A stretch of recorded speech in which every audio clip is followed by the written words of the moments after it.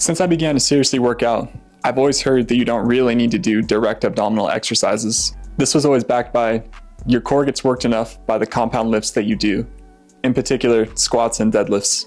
However, someone that's resistance trained for some time can tell you that direct abdominal exercises are the key to truly getting a strong core. Keep in mind that having abdominal strength will not necessarily mean that you will have a six-pack. In order for that, all you have to do is have a low enough body fat percentage to see your abs.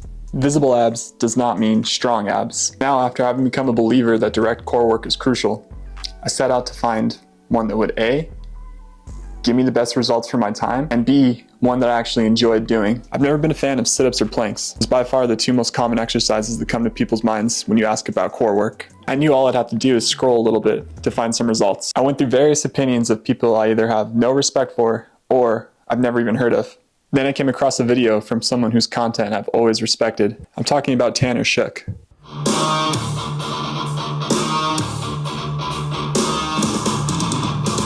Hey, it's Tanner Shook from TrueStrength.co, and today I'm going to show you how to build world-class abdominal strength using the most simple and effective ab exercise ever, the ab wheel. Tanner has consistently put out good, truthful fitness advice. So when I came across this video relating to this exact topic, I had to see what it was about. This video will teach you is how to get your abs stronger than ever. I've said it before. The standing ab wheel is the gold standard of abdominal strength. In other words, if you can do a perfect standing ab wheel, you'll easily be able to learn and master basically any other direct abdominal exercise. Go check out his full video on the standing ab wheel. It does a better job explaining it than I'm going to. I've done the kneeling version of the ab wheel several times, and honestly, it's always been pretty easy for me. So I decided to try my first attempt at the standing version. And this is what happened.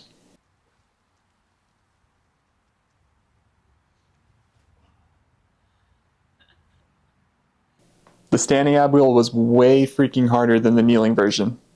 I'm talking night and day difference. I knew the only way I was going to be able to do this was to follow the progressive steps in Tanner's video. There's a huge difference in the level of difficulty and the requisite strength between the kneeling ab wheel and the standing ab wheel. And I'm going to teach you how to effectively and safely bridge that strength gap using the ramp method. All you need is a wooden plank or any other sturdy item that could serve as an adjustable ramp. Performing ab wheels up a ramp greatly increases your mechanical advantage, allowing you to perform the movement from a standing position with full range of motion.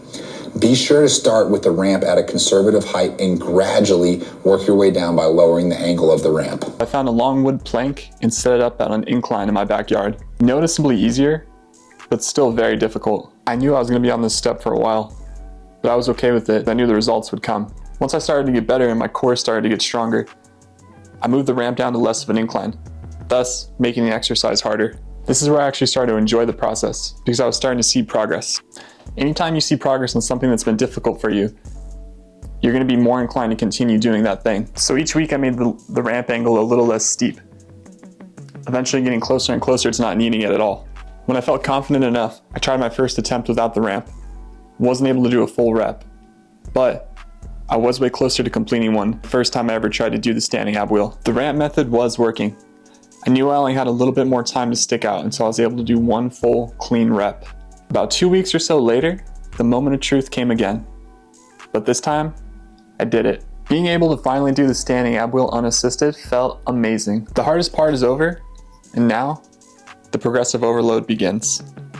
From the time I started the standing ab wheel about 2 months ago until now, I'm able to do about 3 sets of 3 reps. Now, is this the world's hardest ab exercise? I don't know. I haven't done every abdominal exercise out there, but I do know that the standing ab wheel puts your abdominal muscles under an enormous amount of stress and tension. And then after I do 3 sets of 3, my abs are cooked for days after. The beautiful thing about the standing ab wheel is that most of the stress and tension is on the eccentric part of the movement. We know that when the most amount of tension is on the eccentric part of an exercise, that's the best place for it to be for the most muscle growth. I can tell you that the return on your investment for this exercise is much greater than that for the sit-ups or planks. Now, if you are going to attempt to do the standing ab wheel, here's some tips I recommend. 1, the first time you attempt to do this exercise, do it over grass. My first time attempting it, I did it over concrete, which I failed at. You can imagine how good it felt. 2, maintain posterior pelvic tilt throughout the entire movement. This will ensure that the strain is put on your abs and not your lower back. If during the exercise you feel more strain on your lower back than you do in your abs, you may have either done too many reps and now your form's compromised due to fatigue, or you're trying to progress too fast and you either need to go back to the ramp method or put the ramp that you're currently using at more steep of an incline to make the exercise easier for you. The standing ab wheel has by far become my new favorite core exercise. I encourage you to give it a try, but I don't think you'll even get 1 rep on your first attempt. If you do, let me know. Thanks.